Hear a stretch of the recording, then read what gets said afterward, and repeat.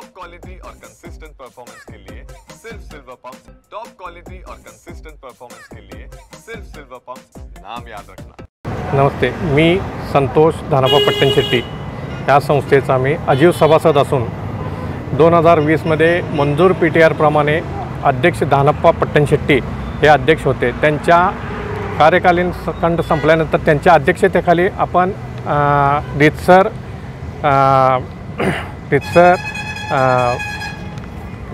Election घेऊन इलेक्शनप्रमाणे PTR दाखल केलेलं आहे। त्या दाखल केलेल्या PTRमध्ये मी अध्यक्ष म्हणून मला ते सर्वांमध्ये निवड झालेलं आहे आणि डॉक्टर अभय मोगली यांना सचिव म्हणून नेमलेलं आहे। असे नेमले असताना विरोधी गट गोब्बी गट हा अध्यक्षांच्या विरोधात संस्थेच्या घटनेच्या नियमाच्या विरोधात बोगस बदलार्ज दाखल करून संस्थेच्या नुकसान करण्यासाठी शिक्षक भरती असे तसे मुख्याध्यापकाला हातात घेऊन त्यांचा सचिव डॉक्टर विजय निंगोंडा पाटील असे आहेत।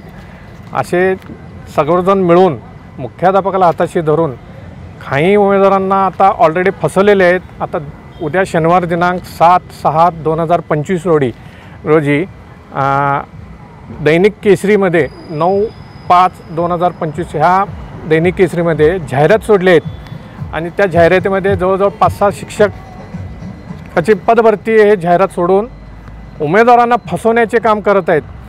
शासन नियमाप्रमाणे आपण तुम्हाला पत्र दाखवतो। मी शिक्षण उपसंचालक असे 4/6/2000 रोजी पत्र दिलेले आहेत आणि यात स्पष्ट म्हणले आहेत त्यांनी 2 जून 2025चं पत्र आहे।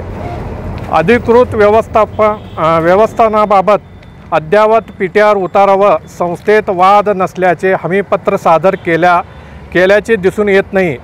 अधिकृत व्यवस्थापनाचा अद्ययावत PTR उतारा व संस्थेत वाद नसल्याचे हमीपत्र केल्यानंतर पुढील कार्यवाही करण्यात येईल असे त्यांनी डायरेक्ट पत्र दिलेले आहेत।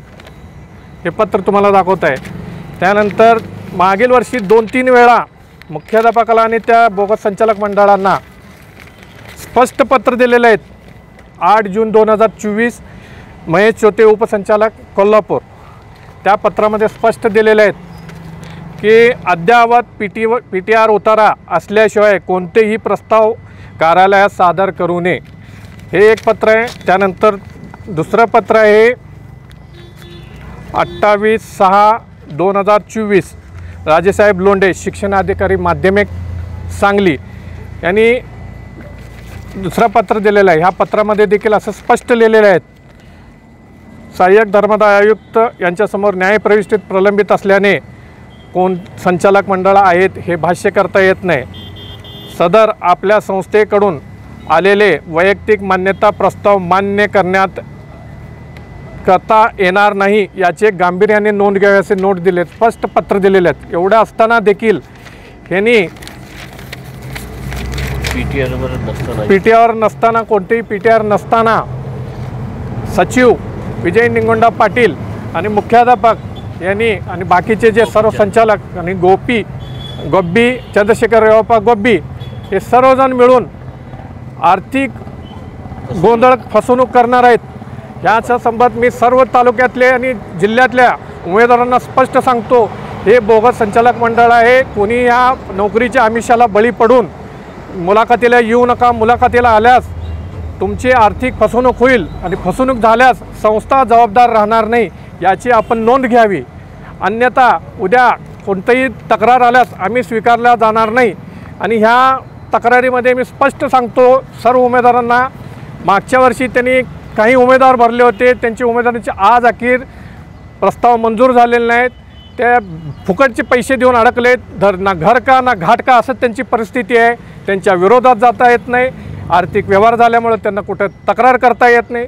त्या तक्रारीला आपण आमिषाचे बळी पडू नका, म्हणून माझी एक कळकळीची विनंती आहे, सर्व उमेदवार कोणी या आर्थिक फसवणूकमध्ये बळी पडू नका आणि ह्या मुलाखतीला हजर राहू नका। बेकायदेशीर भरतीबाबत आपण तक्रार कोणाकडे आणि करणार आहात? मी ह्या बेकायदेशीर तक्राराबाबत मी कलेक्टर त्यानंतर CEO यांच्याकडे मी आता तक्रार करणारच आहे। आणि यांच्यावर गुन्हे दाखल करणार आहे. धन्यवाद. आता मागील वर्षी म्हणजे परवाच 31 मे 2025 रोजी ज्युनियर कॉलेज विभागातील ज्येष्ठ शिक्षक श्रीयुत GS माळी सर निवृत्त झालेले आहेत. तो पद रिक्त झालेलं आहे. आम्ही रीतसर परवानगी मागितलेली आहे. त्या कार्यालयाकडून अद्याप परवानगी अजून मिळाली नाही आम्हाला. तो मिळाल्यानंतर आम्ही अपेक्षा करायला लागले मिळेल म्हणून. तो अजूनपर्यंत तो मिळाला नाही. तुम्ही ही भरती कायदेशीर आहे का बेकायदेशीर? हो, सर्व कायदेशीररित्याच आम्ही भरू लागलेले. विद्यार्थ्यांचं शैक्षणिक नुकसान होऊ नये याची काळजी घेऊन आम्ही रीतसरच पदभरती आम्ही करू लागलेले. PTR मंजूर आहे? हां, सध्या ते आमच्यात एक म्हणजे 2 बॉडी आहेत, मान्य करतो मी पण सुद्धा. त्यामध्ये 5 जण एका बाजूला आहेत, बाकीचे ते किती आहेत माहीत नाही मला. एकूण किती लोकांची? एकूण 9 जण आहेत. 9 जण.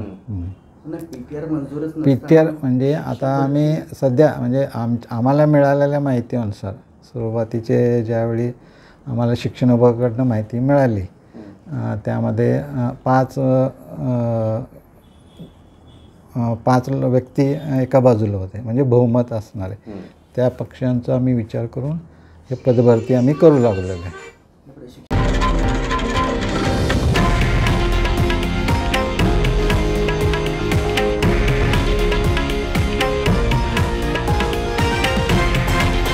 हे आहे देशातील नंबर 1 न्यूज नेटवर्क आणि आपण पाहत आहात TV9 मराठी, एकमेव.